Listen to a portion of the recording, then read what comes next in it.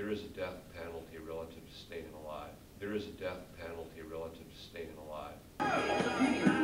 During this period, you could, for example, go to a record store and buy a beautiful box set of Rolling Stones, Bruce Springsteen, so many artists remixed for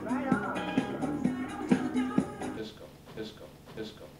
Kind of the other side of the mirror, like people intentionally trying to be inauthentic or like acting in a way. It's like disco almost requires people to be inauthentic on purpose. Let's make it inauthentic. Let's make it inauthentic. Yeah, I mean, it's like people don't want to think anymore about things after that point. They wanted to not think, and they wanted music to relate to that. It broke that barrier. Totally. Yes. Culturally, that's very significant.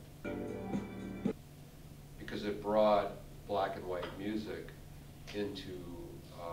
onto the same dance floor above which there was a mirrored ball turning, and color was not an issue.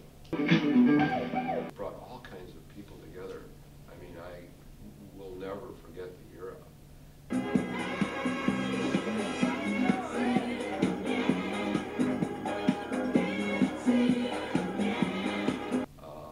Regarding CEOs and truck drivers, if I may, and black people and white people dancing around like John Travolta. That's what fulfilled the need for certain communities, like in black culture and gay culture, and yeah, totally. and just an expression of kind of the state of sex and yes, it did. Listen to this. Culture at that point. Yes. So like that, I think that's an important thing to recognize. Oh, it is expression of something. It's absolutely, man. Here, the first 12-inch singles were created in 1975, reinforcing the idea that songs could be deconstructed and lengthened to improve their dance floor success. It was a deconstruction of music, 75. Right when music was being constructed, we talk about Neil Young as creating a new authenticity by virtue of messing up. Well, disco was in there deconstructing 45 RPM, same year. What a year, what a phenomenal year, what a moment. And also deconstructing racial barriers.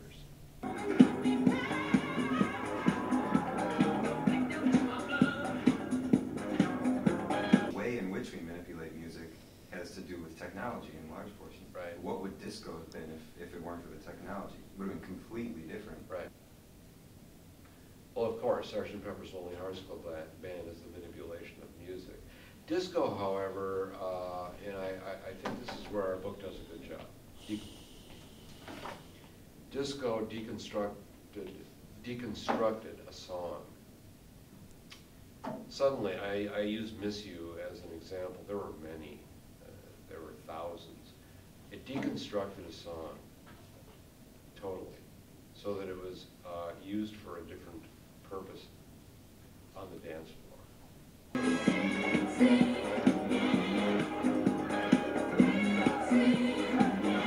I didn't sit around and listen to disco. And I mean, I'm really kind of, I'm depressed all the time. And all these people are dancing. It's like, man, I don't want to. I had no one to talk to or hang out with. Even my wife was out dancing, so I was at home, being depressed. The whole notion of sampling has a lot to do with deconstruction, doesn't it? Sampling takes from literally takes from everywhere. Disco metaphorically took from everywhere. We're talking about music that people went out of their lives for.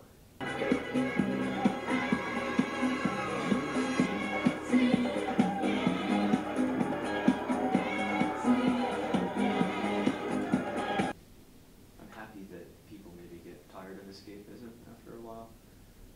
So maybe disco, just because it didn't have a lot to say, wore itself out. A disc jockey who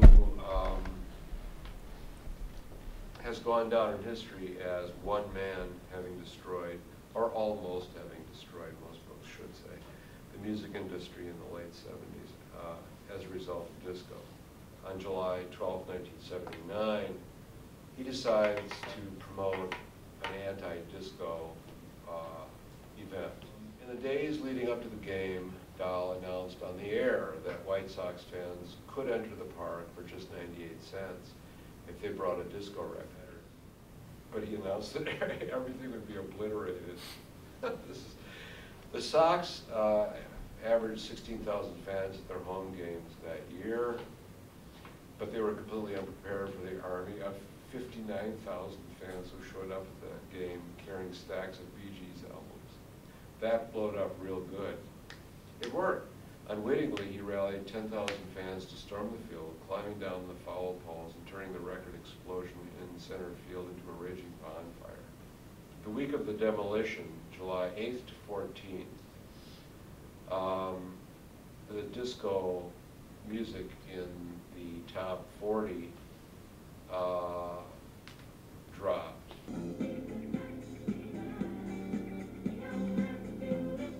By August 18th, there were only 3, and remember the top 10 had been filled with them up until this point. And by September, there were none.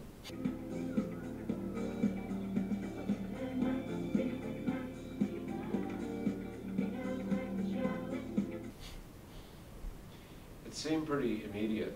Bars that had gone disco immediately seemed to turn back into rock and roll clubs. Live music began to thrive again. But what was so intimidating about people dancing in nightclubs? Why was there such a death to disco rally? Why did rock fans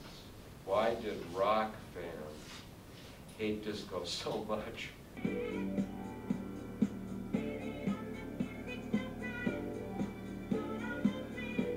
And his response is, because it sucked.